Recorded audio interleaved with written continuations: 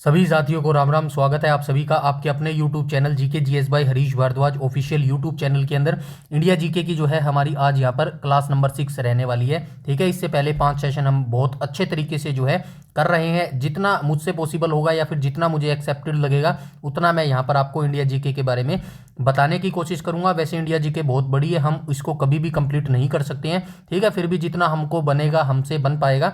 वैसे India GK के जो है ज़्यादा क्वेश्चन नहीं पूछे जाते, ओनली 15 मार्क्स के क्वेश्चन पूछे जाते हैं, इसीलिए जो है मैं इतना डिटेल से नहीं चल रहा हूँ। ठीक है, फिर भी जितना आ सकता है आपके एग्जाम में, जितना हमसे हो पाएगा उतना हम कवर करने की कोशिश करेंगे आपके रिटन एग्जामिनेशन से पहले मेरे भाई। ठीक है, तो यहाँ तक सारी चीज़ें क्लियर है। आई होप आप पिछले सेशन देख रहे होंगे, अगर आपने नहीं देखे हैं तो जरूर पिछले सेशन जरूर देख लीजिएगा मेरे भाई। ठीक है, तो चलिए क्वेश्चन नंबर फर्स्ट को स्टार्ट कर लेते हैं बिना किसी टाइम वेस्ट के। क्वेश्चन नंबर फर्स्ट में क्या बोला गया है, प्रसिद्ध गांधी इरविन समझौता जो है किस वर्ष हुआ था। तो आप सभी जानते हैं प्रसिद्ध गांधी इरविन समझौता जो है किस वर्ष हुआ था। तो ये 1931 को हुआ था। ऑप्शन नंबर बी जो है यहाँ पर बिल्कुल करेक्ट हो जाएगा। ठीक है, अब इसके बारे में थोड़ा सा आप जान लीजिएगा। सविनय अवज्ञा आंदोलन जो था ना, उसके दौरान जो दबाव बढ़ गया था ना महात्मा गांधी और तत्कालीन वायसराय लॉर्ड इरविन के बीच में, तो तब जाके जो है ये 5 मार्च 1931 को जो है एक समझौता हुआ था, जिसे क्या कहा गया था, गांधी इरविन समझौता कहा गया था। याद रखना 5 मार्च 1931 को। ठीक है, इसको क्या कहा गया था, इसको गांधी इरविन समझौता कहा गया था। ठीक है, गांधी इरविन जो है इसको समझौता कहा गया था। ठीक है, शर्तें क्या हुई थी इस ये जो दो लोगों के बीच में ये समझौता हुआ था ना, गांधी और लॉर्ड इरविन के बीच में, इसमें कुछ शर्तें लागू की गई थी। इसकी शर्तें क्या थी, इसके तहत गांधी ने जो है सविनय अवज्ञा आंदोलन स्थगित करने का जो है प्रस्ताव मंजूर कर लिया था, और द्वितीय गोलमेज सम्मेलन जो है उसमें भाग लेने के लिए लंदन जाने के ऊपर जो है सहमति बना ली थी। आप सभी जानते हैं इस समय जो है राउंड टेबल चला हुआ था। राउंड टेबल को हिंदी में क्या कहते हैं भाई, राउंड टेबल को हिंदी में कहते हैं गोलमेज सम्मेलन। ठीक है, गोलमेज सम्मेलन। ठीक है, अब आप सभी जानते हैं गोलमेज सम्मेलन पहला कब हुआ था भाई, पहला गोलमेज सम्मेलन हुआ था 1930 31 32। हाँ ठीक है, पहला 1930 में हुआ था, दूसरा कब हुआ था, दूसरा 1931 में हुआ था, और तीसरा कब हुआ था, तीसरा 1932 में हुआ था। ठीक है, ये तीनों गोलमेज सम्मेलन की डेट आप याद रखना, पूछा जा सकता है मेरे भाई। ठीक है, यहां तक सारी चीजें क्लियर है। उसके बाद हम चलते हैं आगे। ठीक है, आगे यहाँ पे कुछ और इन विकल्प के बारे में जो है आपको याद रखना चाहिए, जैसे कि भाई दांडी मार्च कब शुरू हुआ था, तो 12 मार्च 1930 को जो है क्या शुरू हुआ था, 12 मार्च 1930 को, 12 मार्च 1930 को क्या शुरू हुआ था, दांडी मार्च शुरू हुआ था। ठीक है, दांडी मार्च शुरू हुआ था, पता है ना, ये पिछली वीडियोस में मैं बता के आया हूं, आपको ये पता होना चाहिए। ठीक है, 1932 यहाँ पे लिखा गया है, ये भी आपको पता होना चाहिए। 1932 में क्या हुआ था, 1932 में जो है तीसरा गोलमेज सम्मेलन हुआ था, और इसके अंदर एक और इंपैक्ट मेन चीज हुई थी, क्या हुआ था, पूना पैक्ट हुआ था। डायरेक्ट पूछा जाता है, बताइए पूना पैक्ट जो है, पूना पैक्ट कैसे लिखेंगे, पूना पैक्ट ऐसे लिखेंगे। ठीक है, तो डायरेक्ट पूछा जाता है, बताइए पूना पैक्ट जो है कब हुआ था, तो 1932 में हुआ था। और किस किस के बीच में हुआ था, तो ये अंबेडकर और महात्मा गांधी जी के बीच में जो है ये पूना पैक्ट हुआ था मेरे भाई। ठीक है, और 1935 को कौन नहीं जानता, 1935 में क्या हुआ था, इस वर्ष जो है भारत शासन अधिनियम 1935 जो है ये पारित किया गया था मेरे भाई। ठीक है, यहां तक सारी चीजें क्लियर है। आई होप यहां तक सारी चीजें जो है क्लियर हो गई होगी, और ये डिटेल से आप पढ़ लेना मेरे भाई। ठीक है, ये पढ़ने के लिए लिखा गया है मेरे भाई। ठीक है, आगे चलते हैं क्वेश्चन नंबर सेकंड के ऊपर। क्वेश्चन नंबर सेकंड में क्या बोला गया, तो क्वेश्चन नंबर सेकंड में बोला गया 1932 का प्रसिद्ध पूना पैक्ट किन के अधिकारों से संबंधित था। तो अभी मैं पूना पैक्ट के बारे में बता के आया हूं, जो ये पूना पैक्ट था भाई, सबसे पहले आपको याद रखना है पूना पैक्ट। डायरेक्ट आपसे पूछा जाएगा, वनडे एग्जाम से पूछा जाता है कि भाई पूना पैक्ट कब हुआ था, तो आपको बताना है 1932 में हुआ था। किस किस के बीच में हुआ था, अंबेडकर वर्सेस किसके बीच में हुआ था, महात्मा गांधी जी के बीच में ये हुआ था। ठीक है, अब ये किस लिए हुआ था, अंबेडकर क्या करने थे, अंबेडकर क्या कर रहे थे, दलित वर्गों को जो है इसके अंदर, दलित वर्गों को, ठीक है, यहाँ पे लिखा गया ना ये डिप्रेस्ड क्लास। ठीक है, दलित वर्गों के लिए जो है ये आंदोलन कर रहे थे BR अम्बेडकर और जो है महात्मा गांधी, इनको रोक रहे थे, भाई ऐसा मत करो, हिंदुओं से जो है लोगों को अलग मत करो। ठीक है, इन्होंने जो है यरवदा जेल थी ना, वहां पर इसके खिलाफ जो है अनशन भी किया था, आमरण अनशन। ठीक है, आमरण अनशन, ठीक है, आमरण अनशन कब किया था? 1932 में यरवदा जेल में किया था मेरे भाई, ठीक है। ये नीचे लिखा भी गया है, डोंट वरी, ठीक है। यरवदा जेल में जो है इन्होंने ये किया था। उसके बाद जो है समझौता हो गया था सितंबर 1932 में, जो है गांधी जी और अंबेडकर के बीच में जो है एक पूना पैठ हो गया था, ठीक है। और इसका परिणाम क्या निकला? इस समझौते के तहत दलित वर्ग यानी कि जो डिप्रेस्ड क्लास के लोग थे ना, उनके लिए एक पृथक निर्वाचन की मांग जो है वापस ले ली गई, लेकिन इसके बदले में जो है उन्हें प्रांतीय और केंद्रीय विधायी परिषदों में जो है आरक्षित जो है सीट यहां पर दे दी गई थी मेरे भाई, ठीक है। यहां तक सारी चीजें क्लियर है। ये सारी चीजें जो है नीचे लिख दिया गया है मेरे भाई, ठीक है। आगे चलते हैं क्वेश्चन नंबर 3 के ऊपर। क्वेश्चन नंबर 3 में क्या बोला गया है? तो क्वेश्चन नंबर 3 में बोला गया है भाई, प्रधानमंत्री रैमजे मैकडोनाल्ड ने सांप्रदायिक पंचायत की घोषणा जो है किस वर्ष की थी? तो आप सभी जानते हैं भाई, घोषणा ब्रिटिश प्रधानमंत्री जिनका नाम था रैमजे मैकडोनाल्ड, इन्होंने जो है 16 अगस्त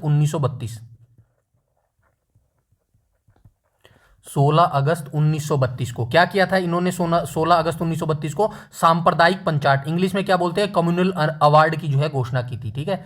सांप्रदायिक कैसे लिखेंगे? सांप्रदायिक पंचायत, इंग्लिश में क्या बोलेंगे? कम्युनल अवार्ड, ठीक है। डायरेक्ट याद रखना, कम्युनल अवार्ड की जो घोषणा कब की गई थी? 16 अगस्त 1932 को जो है ये घोषणा की गई थी। इसका उद्देश्य क्या था? इसके तहत डिप्रेस्ड क्लास को हिंदुओं से अलग मानकर जो है उनके लिए पृथक निर्वाचन मंडल की जो है व्यवस्था करनी था। यही जो है सांप्रदायिक पंचायत था मेरे भाई, ठीक है। यहां तक सारी चीजें हो गई। इसके बाद आप सभी जानते हैं, इसी को जो है अलग नहीं करना चाहते थे महात्मा गांधी, और इसी के तहत जो है पुणे की यरवदा जेल में उन्होंने जो है आमरण अनशन शुरू कर दिया था। उसके बाद जो है 1932 में क्या हुआ था? आप सभी जानते हैं, पूना पैक्ट हुआ था अंबेडकर और महात्मा गांधी के बीच में मेरे भाई, ठीक है। यहां तक सारी चीजें क्लियर है। आगे चलते हैं। अच्छा, यहाँ पे एक चीज और है, एक ईयर दिख रहा है, ये आप देख चुके हैं। यहाँ पे क्या हुआ था? सविनय अवज्ञा आंदोलन यानी कि दांडी मार्च हुआ था 1931 में। क्या हुआ था? 1931 में जो है गांधी इरविन समझौता हुआ था, यानी कि दूसरा गोलमेज सम्मेलन हुआ था। 1932 के बारे में अभी डिटेल से बता के आया हूँ, ये सारा हुआ था। और 1933 में एक और चीज हुई थी। क्या हुई थी भाई? 1933 में गांधी जी जेल से छूटने के बाद, यानी कि यरवदा की जेल में थे ना 1932 में, तो उस जेल से छूटने के बाद उन्होंने क्या किया था? हरिजन उत्थान के लिए राष्ट्रव्यापी जो है यात्रा शुरू की थी, ठीक है। ये आप याद रखना, हरिजन उत्थान के लिए राष्ट्रव्यापी यात्रा शुरू की, ठीक है। ये भी लाइन आप याद रखना 1933 में मेरे भाई, ठीक है। यहां तक सारी चीजें क्लियर है। आगे चलते हैं क्वेश्चन नंबर 4 के ऊपर। ये पढ़ लेना भाई, मैं नहीं बता रहा हूं तो इसका मतलब ये नहीं है कि आपको पढ़ना नहीं है, ठीक है। ये आपके लिखने के लिए, आप माफ कीजिएगा, आपके पढ़ने के लिए ये लिखा गया है मेरे भाई, ठीक है। अदरवाइज मैं इतनी मेहनत नहीं करूंगा ये ऐड करने के लिए, ठीक है ना। आपको पढ़ना है मेरे भाई जरूर, थोड़ा सा आप मेरी भी माना करो मेरे भाई, ठीक है। आगे चलते हैं क्वेश्चन नंबर 4 के ऊपर। क्वेश्चन नंबर 4 में क्या बोला गया? तो क्वेश्चन नंबर 4 में बोला गया, भारत छोड़ो आंदोलन का प्रस्ताव कांग्रेस के किस नेता ने पेश किया था? तो डेट आप सभी जानते हैं भाई, 8 अगस्त 1942, ठीक है। 8 अगस्त 1942 को जो है ये पेश किया गया था। और कहां पर पेश किया गया था? बॉम्बे में पेश किया गया था। लेकिन ये जरूर याद रखना, इसको पेश किसने किया था? जवाहरलाल नेहरू ने पेश किया था, ठीक है। जवाहरलाल नेहरू ने इसको पेश किया था। और इसी दिन जो है ये जो भारत छोड़ो आंदोलन था, 1 सेकेंड, ठीक है, ऑप्शन नंबर बी आ जाएगा भाई, ठीक है। और इसी में जो है महात्मा गांधी ने करो या मरो का नारा पेश किया था मेरे भाई, ठीक है। और ये जो जवाहरलाल नेहरू ने पेश किया था ना भारत छोड़ो आंदोलन, इसको समर्थन किसने किया था? सरदार वल्लभ भाई पटेल ने। सरदार वल्लभ भाई पटेल, इन्होंने जो है इसको समर्थन दिया था मेरे भाई, ठीक है। अब सरदार वल्लभ भाई पटेल के बारे में मैं आपको बता चुका हूं, 1928 में जो है इन्होंने बारदोली सत्याग्रह किया था। और इसी सत्याग्रह के बाद जो है इनको महिलाओं ने जो है सरदार की उपाधि से सम्मानित किया था मेरे भाई, ठीक है। ये आप याद रखेंगे मेरे भाई, ठीक है। आगे चलते हैं, डू और डाई का नारा जो है इसी के अंदर इन्होंने दिया था। अच्छा, 1942 की यहां पे बात हो रही है ना, तो आप सभी जानते हैं 1940 से 1946 तक भारतीय राष्ट्रीय कांग्रेस का अध्यक्ष कौन रहा था? कोई बता सकता है? मैं पिछली वीडियोस में ये बता के आया हूं, कौन रहा था, कोई बता सकता है? चलिए ये चीज आपको आपके ऊपर छोड़ता हूं मैं, बताइए 6 साल तक, और सबसे लंबा मतलब भारतीय राष्ट्रीय कांग्रेस के इतिहास में वो व्यक्ति पहले थे जो इतने लंबे समय तक जो है भारतीय राष्ट्रीय कांग्रेस के अध्यक्ष रहे थे। क्यों रहे थे? क्योंकि इस समय जो है द्वितीय विश्व युद्ध चला था 1939 से 1945 तक, तो वही व्यक्ति, क्योंकि अधिवेशन नहीं हो पाए तो वही व्यक्ति रहे थे। आई होप आप बता पाएंगे, कमेंट सेक्शन में जरूर बताइएगा उस व्यक्ति का नाम क्या था मेरे भाई। ठीक है, यहां तक सारी चीजें क्लियर है? आगे चलते हैं मेरे भाई,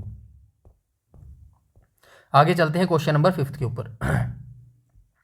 क्वेश्चन नंबर 5 में क्या बोला गया है? 1942 के भारत छोड़ो आंदोलन के दौरान हजारीबाग जेल से भागकर किसने भूमिगत होकर लड़ाई लड़ी थी? आप सभी जानते हैं भाई 1942 में जैसे ही भारत छोड़ो आंदोलन जो है शुरू किया गया था, अगले दिन ही जो है बड़े बड़े नेताओं को जो है गिरफ्तार कर लिया गया था, और उसी दौरान हजारीबाग जेल से भागकर जो है जयप्रकाश नारायण ने जो है भूमिगत होकर लड़ाई लड़ने का जो है फैसला लिया था। ऑप्शन नंबर ए यहां पर बिल्कुल करेक्ट हो जाएगा। आइए इसके बारे में थोड़ा सा जान लेते हैं। हजारीबाग जेल से पलायन 1942 के भारत छोड़ो आंदोलन के दौरान, ऐसे ही अब मुझे पढ़ना पड़ेगा, मेरे को लग रहा है वैसे नहीं पढ़ोगे आप, मुझे जानता हूं मैं आप लोगों को, आप मेरे ही तरह है मेरे भाई।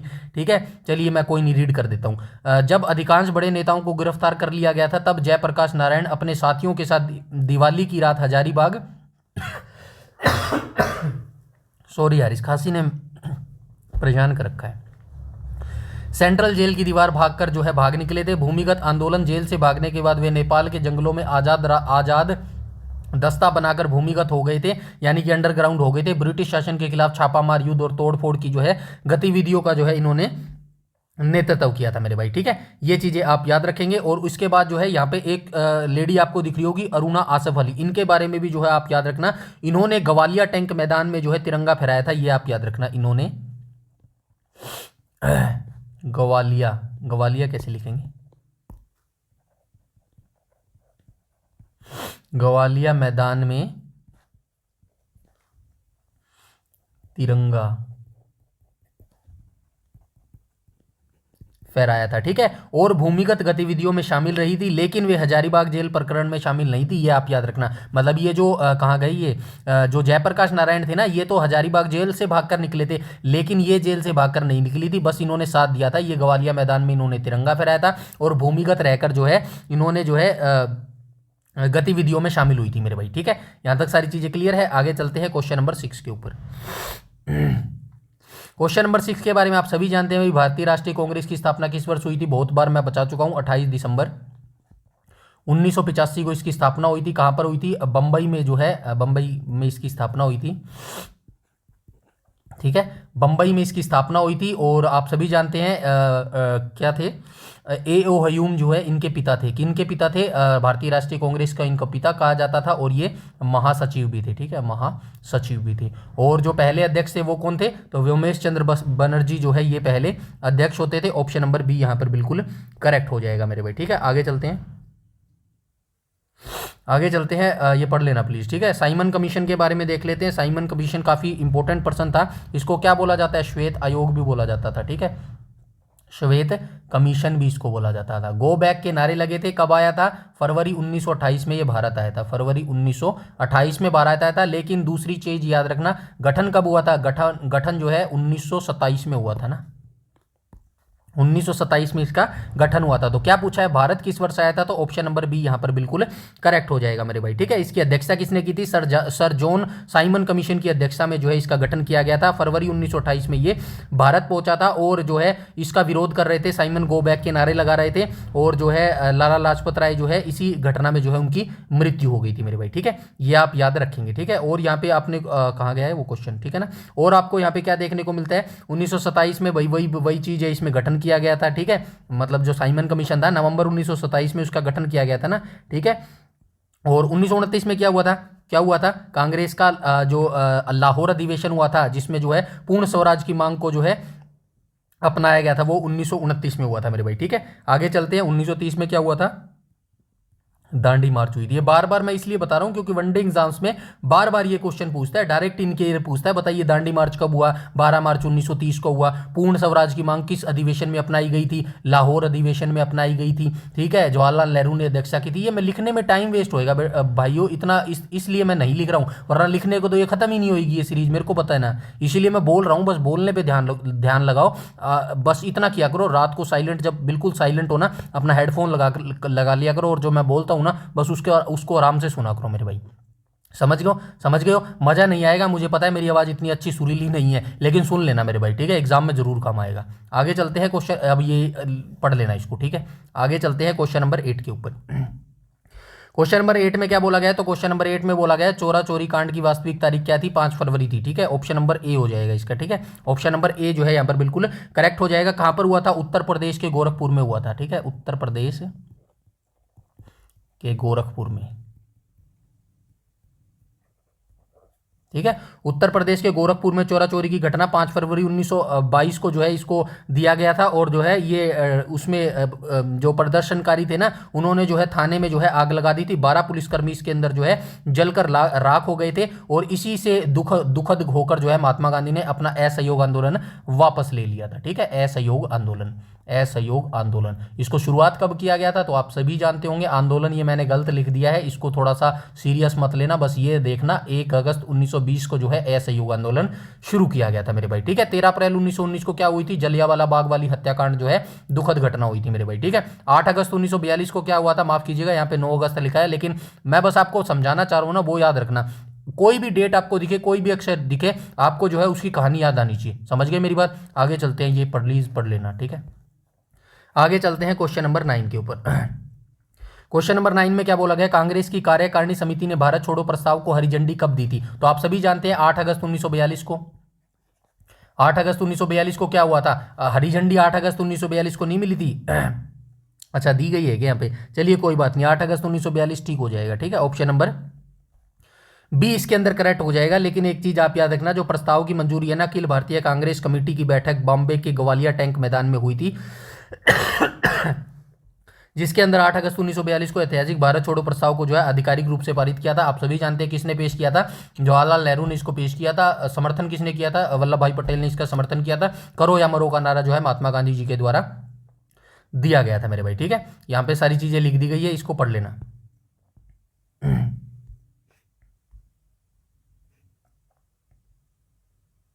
आगे चलते हैं क्वेश्चन नंबर 10 के ऊपर। क्वेश्चन नंबर 10 में बोला गया वर्ष 1942 में महात्मा गांधी द्वारा अंग्रेजों के खिलाफ कौन सा बड़ा आंदोलन शुरू किया गया था, तो आप सभी जानते हैं असहयोग आंदोलन 1920 में शुरू हुआ था। भारत छोड़ो आंदोलन 1942 में हुआ था। खिलाफत आंदोलन कब शुरू हुआ था, 1919 में हुआ था। सविनय अवज्ञा आंदोलन कब हुआ था, 1930 में हुआ था। आई होप आप समझ गए होंगे। 1942 वाला बी ऑप्शन जो है इसका बिल्कुल करेक्ट हो जाएगा मेरे भाई, ठीक है। आगे चलते हैं क्वेश्चन नंबर 11 के ऊपर। क्वेश्चन नंबर 11 में क्या बोला गया है, तो क्वेश्चन नंबर 11 में बोला गया है गांधी जी ने अपना प्रसिद्ध नारा करो या मरो का नारा जो है किस आंदोलन के दौरान दिया था। एक सेकंड भाई, हाँ ठीक है, कहाँ पे थे हम, हाँ यहाँ पे थे। तो ये करो या मरो का नारा चंपारण आंदोलन कब हुआ था, 1917 में हुआ था, ठीक है। सविनय अवज्ञा आंदोलन कब हुआ था, 1930 में हुआ था। खिलाफत आंदोलन कब हुआ था, 1919 में हुआ था। भारत छोड़ो आंदोलन कब हुआ था, 1942 में हुआ था। ऑप्शन नंबर डी यहाँ पर करेक्ट हो जाएगा। डू और डाई का नारा जो है महात्मा गांधी ने भारत छोड़ो आंदोलन में दिया था, ठीक है। क्वेश्चन नंबर 12 को देख लेते हैं। वर्ष 1946 में प्रसिद्ध शाही नौसेना विद्रोह का नेतृत्व किसने किया था, खान ने किया था। MS खान जो है राइट ऑप्शन हो जाएगा मेरे भाई, ठीक है। ये थोड़ा सा पढ़ लेते हैं। विद्रोह की शुरुआत 18 फरवरी 1946 को बॉम्बे में शाही नौसेना के HMIS तलवार नामक जहाज के रेटिंग्स नाविकों ने खराब भोजन और नस्लीय भेदभाव के खिलाफ हड़ताल शुरू की थी। नेतृत्व की बात करूं तो विद्रोहियों ने एक नौसेना केंद्रीय हड़ताल समिति का गठन किया, जिसका अध्यक्ष MS खान को चुना गया था। समर्थन इस विद्रोह को आम जनता का भारी समर्थन मिला और यह कराची से लेकर कलकत्ता तक फैल गया। अंततः सरदार पटेल और मोहम्मद अली जिन्ना के हस्तक्षेप के बाद 23 फरवरी 1946 को विद्रोहियों ने जो है आत्मसमर्पण कर दिया था मेरे भाई, ठीक है। यहां तक सारी चीजें क्लियर हैं। आगे चलते हैं।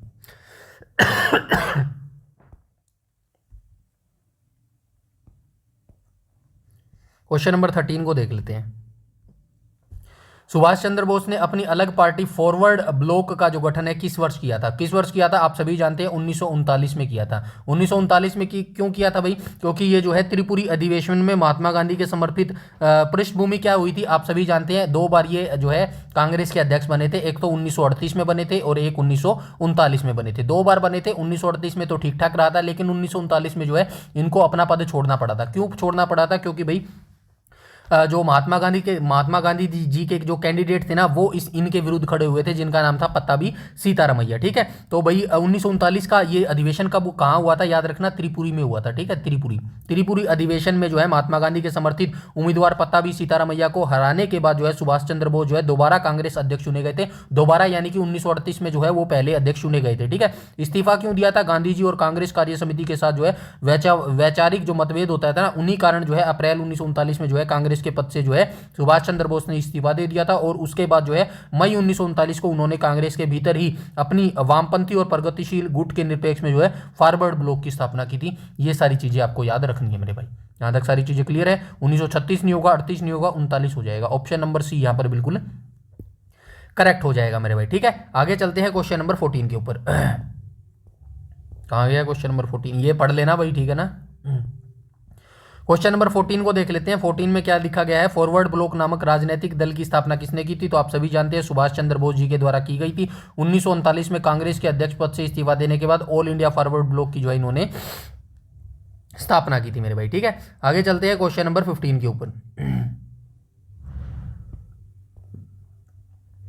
क्वेश्चन नंबर 15, अच्छा ये कौन सा क्वेश्चन आ गया भाई, ये साइंस वाला कहाँ से आ गया, चलो आ गया तो आ गया, कोई बात नहीं। विज्ञान के अनुसार जिस माध्यम का अपवर्तनांक रिफ्रैक्टिव इंडेक्स अधिक होता है वह दूसरे माध्यम की तुलना में कैसा होता है, तो कैसा होता है भाई। क्वेश्चन नंबर 15 का राइट ऑप्शन क्या हो जाएगा, क्वेश्चन नंबर 15 का राइट ऑप्शन हो जाएगा ऑप्शन नंबर ए हो जाएगा, प्रकाशीय रूप में सघन हो जाएगा। ठीक है, ऑप्शन नंबर ए हो जाएगा। अब कैसे होगा यहां से देख लो, अपवर्तनांक और घनत्व, जिस माध्यम का अपवर्तनांक अधिक होता है, ज्यादा होता है, उसे दूसरे माध्यम की तुलना में प्रकाशीय रूप में सघन माध्यम कहा जाता है। प्रकाश की गति प्रकाशीय रूप में सघन माध्यम में प्रकाश की चाल विरल माध्यम की अपेक्षा जो है कम होती है मेरे भाई। ठीक है, ये भी पढ़ लेना, महत्वपूर्ण बिंदु। प्रकाशीय घनत्व और द्रव्यमान घनत्व एक समान नहीं होते। उदाहरण के लिए केरोसिन का अपवर्तनांक जल से अधिक है, वह प्रकाशीय सघन है, जबकि उसका द्रव्यमान घनत्व जल से कम होता है, वह पानी पर तैरता है मेरे भाई। ठीक है, यहां तक सारी चीजें क्लियर है। तो ये आज के 15 क्वेश्चन थे जो हमारे यहाँ पे डिस्कस किए हैं। नीचे आपको जो है आंसर की भी मिल जाएगी, बस आपको मेरे लिए इतना सा काम करना है, वीडियो को ज्यादा से ज्यादा लाइक करना है और शेयर करना है मेरे भाई। ठीक है, मुझे एक चीज समझ नहीं आती चलिए कोई नहीं, छोड़िए, जिस चीज का कोई मतलब नहीं है उसके बारे में डिस्कस करके टाइम वेस्ट नहीं करना चाहिए। ठीक है, जब होना होगा अपने आप हो जाएगा मेरे भाई। ठीक है, जैसे मैं अपने काम पर फोकस कर रहा हूँ, अपनी कंसिस्टेंसी बनाए रख रहा हूँ, आपको भी यही मैं सलाह दूंगा कि बस आप अपनी पढ़ाई पर लगे रहो, फोकस के साथ अपनी पढ़ाई को पढ़ते रहो। ये नहीं सोचना है कि भाई मेरा आउटपुट नहीं मिल रहा है, पता नहीं सिलेक्शन होगा या नहीं होगा, कुछ नहीं सोचना आपको। जैसे मुझे भी व्यूज़ नहीं मिल रहे, आपको पता है ना, कुछ ही बच्चे वीडियोज़ देखते हैं, कोई फर्क नहीं पड़ता, लेकिन व्यूज़ नहीं मिल रहे हैं ना, लेकिन मेरा विश्वास है एक दिन जरूर आएंगे अगर मैं अपने काम में अच्छा रहूँगा तो मेरे भाई। ठीक है, यही मैं आपको सजेशन देता हूं। आप बिल्कुल भी मत सोचिएगा कि आउटपुट मिलेगा या नहीं मिलेगा, कोई फर्क नहीं पड़ता। आप आगे की मत सोचिएगा, आप आज की सोचिएगा, आज आप कितना और बेटर कर सकते हैं कल से। ठीक है, तो बस इसी फल पर, इसी जो है आपको काम करना है, इसी के ऊपर। ठीक है ना, और कृष्ण भगवान ने भी यही बात कही है, आपने महाभारत देखी है तो, कि आप अपने कर्म पर ध्यान दो, फल की चिंता मत करो, फल वो मेरे ऊपर छोड़ दो, कब देना है कैसे देना है डोंट वरी। ठीक है ना, बस आप अपने कर्म पर ध्यान दो, वहां पर जो है कोई भी कमी नहीं आनी चाहिए। इसी थ्योरी पर मैं काम कर रहा हूँ और इसी थ्योरी पर आपको भी काम करने के लिए बोलूंगा कि अभी मत सोचो हरियाणा पुलिस का पेपर कैसा आएगा, मेरा सिलेक्शन होगा या नहीं होगा, कोई फर्क नहीं पड़ता। ठीक है, बस आपका जो एफर्ट है ना वो 100% होना चाहिए। जैसे मैं 100% यहाँ पे दे रहा हूँ ना, यकीन मानिएगा मैं अकेला काम कर रहा हूँ और कितनी पीडीएफ यहाँ पर आपको दे रहा हूँ, और सारी पीडीएफ जो है बिल्कुल ऑथेंटिक बनाकर यहाँ पे दे रहा हूँ। मेरा पूरा दिन लग जाता है और मैं अपना पर्सनल काम नहीं कर पाता मेरे भाई।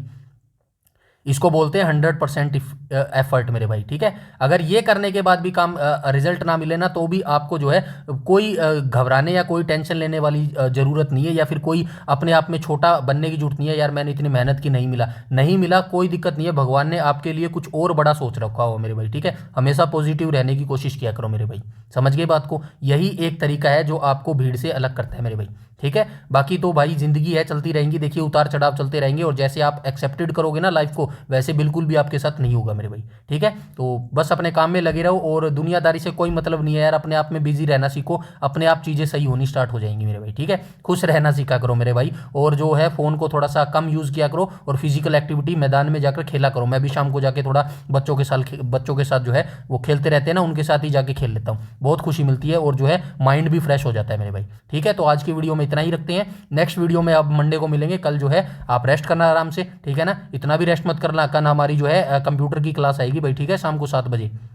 कौन सी क्लास आएगी? डेटा कम्युनिकेशन वाला जो चैप्टर हमारा खत्म हुआ है ना, कल हमारा जो खत्म हुआ है उसके जो है एमसीक्यू करेंगे हम, ठीक है। तो बस लगे रहिएगा और साथ दीजिएगा थोड़ा सा, आपके साथ से ही मैं भी थोड़ा सा जो है प्रगति कर लूंगा मेरे भाई, ठीक है। तो आज की वीडियो में इतना ही, मिलते हैं नेक्स्ट वीडियो में, तब तक के लिए धन्यवाद।